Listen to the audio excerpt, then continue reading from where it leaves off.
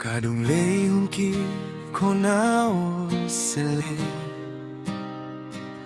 Misiale zan siar nilelau menungkan man Si kam sele tuzan yalai kulen kan haulen kan mukolo Misiale kum siar hen kan teitono Nadam tihen kati chun kan laum pi kum zae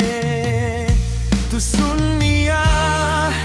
kan hal hen kan au man kaum kaum kona silo Tu zan yan tlapa tau hen kan muhi Ho bisum par ho Katlau tak nutoy Zeliau Zongahang parkum zaro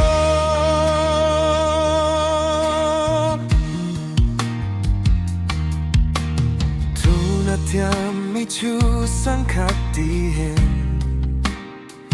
Tusunitiang hen Katinlungan ahal kacamhi Sikam sele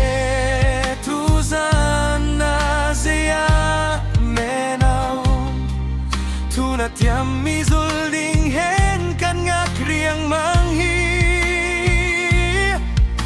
Zea au na hang kalro Tusun nia kan hal hen kan au mang kaum tau kona silo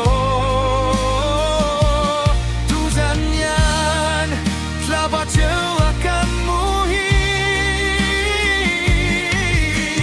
Hobi sumpar hoi henau Katlau tak nutoy Zeliau Zongahang parkum zaro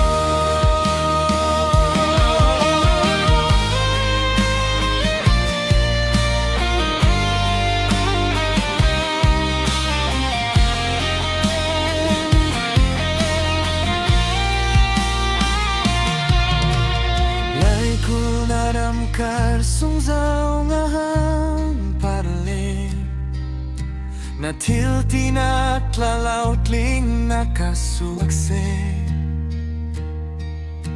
Kan ramrim tau tira tuhang siro